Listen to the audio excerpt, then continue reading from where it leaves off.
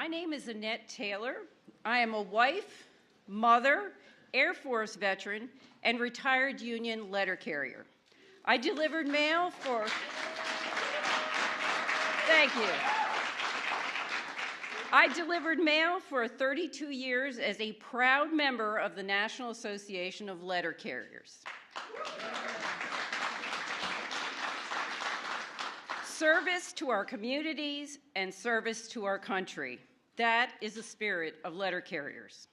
In recent years, while our folks have delivered mail and other essential parcels and packages during the COVID-19 pandemic, we've confronted instability and uncertainty, just as our patrons and customers have. They longed for better circumstances, and so did we. NALC is proud to have contributed to the efforts over the 12 years that resulted in this bipartisan legislation that brings us together today. This legislation will help position the United States Postal Service to provide the service that the American people deserve. The late Congressman Elijah Cummings, my friend and fellow Marylander, worked relentlessly for many years to pass postal reform legislation. Today, his efforts will be rewarded thanks to President Biden and bipartisan support. Mr. President, the Postal Service is an essential facilitator of our democracy and our economy. We know there is more to do to secure long-term viability, but today is a huge step forward. Thank you for backing American workers. My union stands ready to assist you. God bless you, and thank you for signing this bill.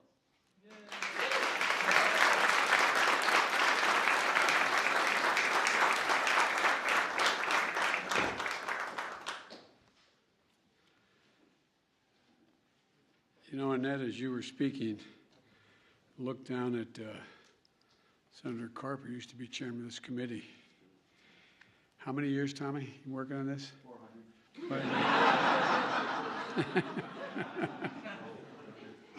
I tell you what, your service both in the Air Force as a letter carrier is real, and it's all about serving your community, and I appreciate it very much. Matter of fact, when I said, it's good to meet you, she said, I know you, we've met before. And I said, I apologize. She said, you used to show up in Wilmington. Well, how often? In D.C. Oh, in D.C. Every year I'd show up to letter carriers, breakfast or lunch or dinner, I can't remember which. But it reminded me why I think foreign policy is easier. War and peace goes down easier, Jerry, I think. Senator Peters, Senator Portman, Senator Carper, Senator Tillis, Representatives Maloney, Comer, Conley, and Virginia Fox, and Stephen Lynch. Stevie, good to see you, pal. I didn't know you did post offices. And Brenda Lawrence, who served the U.S. Postal Service for 30 years before being elected to Congress. Which was harder?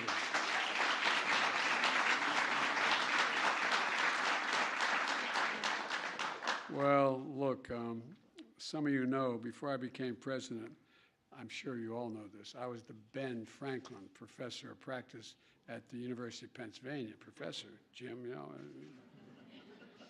And everybody walks in, they wonder why Ben Franklin's picture is hanging in my portrait's hanging in my office. Because if I didn't put that off, there'd be nobody I knew would get into the University of Pennsylvania again. I'm only kidding, that's a joke. But Ben Franklin, one of our founding fathers, was our first Postmaster General. And he saw the Postal Service in a way to connect the colonies and to build together as one nation. I mean, literally, that's what it was seen as. It was to connect the colonies and build one nation, connect everything. He saw the power of the Postal Service to deliver more than the mail, but some of our most basic freedoms and basic rights were delivered by the Post Office. Freedom of speech by allowing citizens to voice and their voices to be amplified all across the country. Freedom of the press by offering discounted rates for newspapers. the right to privacy by expressly prohibiting, this sounds silly, but expressly prohibiting the opening of mail that belonged to somebody else. And beyond those rights and freedoms, our oldest postal roads help give rise to some of our nation's most essential infrastructure. There are postal highways. That's why a lot of these roads were built to provide postal.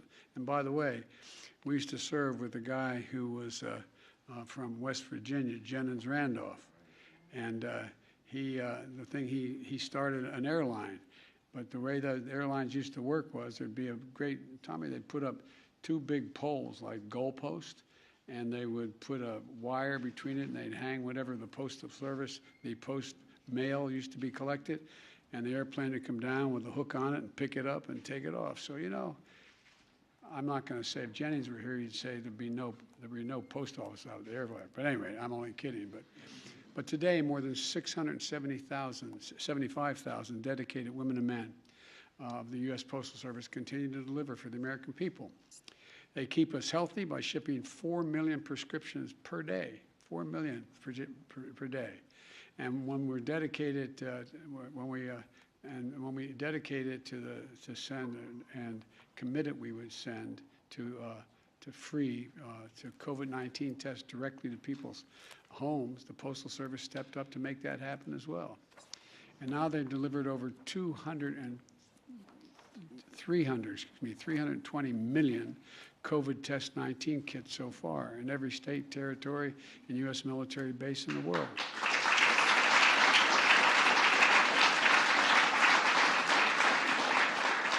Impressive turnaround or an unprecedented task. It's continuing to truly heroic service that they provided throughout this pandemic. When everyone was worried about the supply chain delays would ruin the holidays, the post office delivered the packages that more than any other shipper in the world, and they got the gifts to our homes and our loved ones on time. And the Postal Service is central to our economy and essential to rural America, delivering mail and packages between small businesses and customers every single solitary day. And the deliveries, and delivering seeds and even live animals, often to parts of the country that private carriers can't or won't or aren't required to reach. And there is another essential thing the Postal Service delivers: your vote. In 2020, 43% of the votes cast by ballot were cast by mail. On average, it took those ballots. On average, it took those ballots less than 2 days to get from the voter to the election office, faster than the average delivery time for first-class mail. So it's no exaggeration to say that the Postal Service delivers democracy. And there's no exaggeration to say the Postal Service is essential as it ever was, has ever been today. In 2006, the law required Postal Service to prepay retirement benefits 50 years into the future.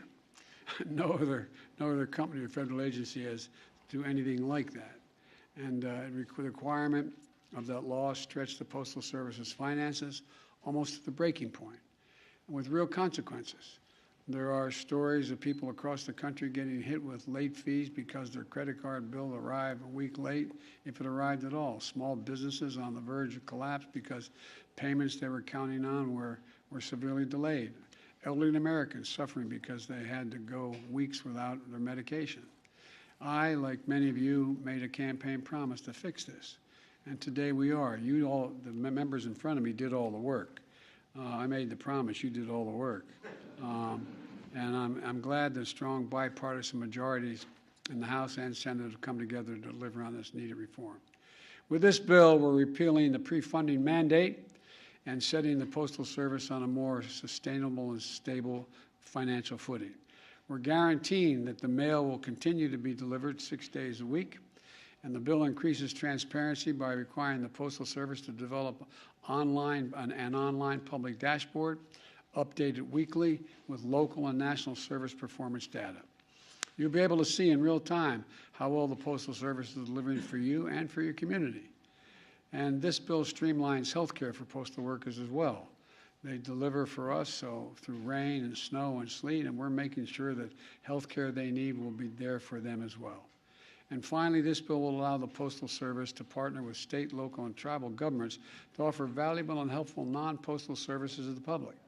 Imagine a trip to the post office where you can pick up your bus pass or your hunting license or your fishing license. Of course, there are more areas where we want to see the Postal Service leading. For example, it needs to do more to modernize and electrify its fleet of vehicles to reduce greenhouse gas emissions and to save money.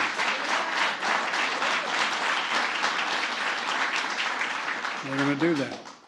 And I'll continue to fight for these common sense improvements, but today we enshrine in law our recognition that the Postal Service is fundamental to our economy, to our democracy, to our health, and the very sense of who we are as a nation. And this bill recognizes the Postal Service as a public service, and we're ensuring that it can continue to serve all Americans for generations to come. Now, I'm now going over and sign that postal bill, and those of you who are going to come up while I sign it, I'm not going to read out your names. They told me who you are. Everybody but Stenny can come. Only kidding, Stenny. And we'll get this reform bill finally signed. And, Tommy, it only took, what, 11 years? 12 years. Rob, and that's pretty fast, right?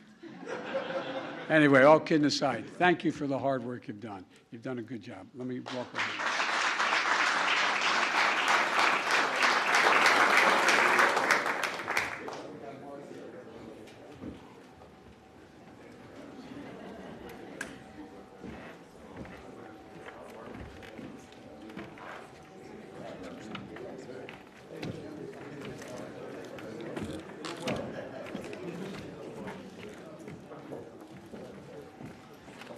By the way, instead of handing out pens today, you know you ought to get these pens.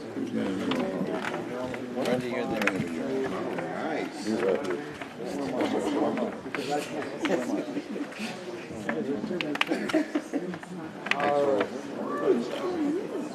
You ready? So ready. That might be nice to her. I told her it'd be nice to you and still vote for you. All right.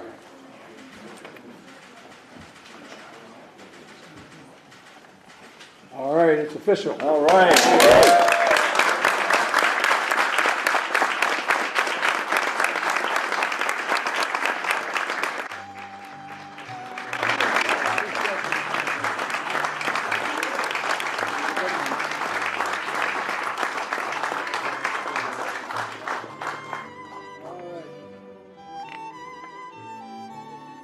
Anyway, rest of the members of Congress, thank you.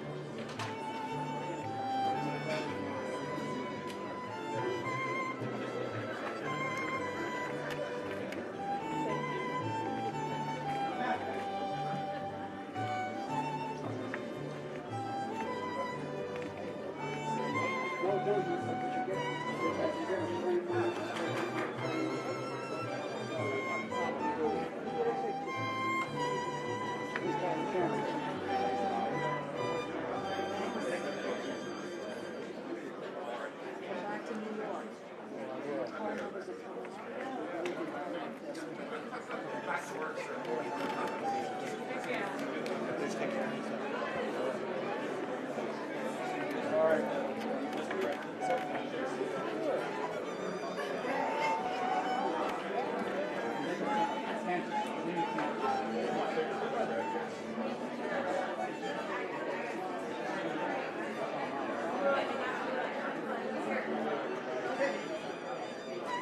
That's another good thing. You did. We did get together.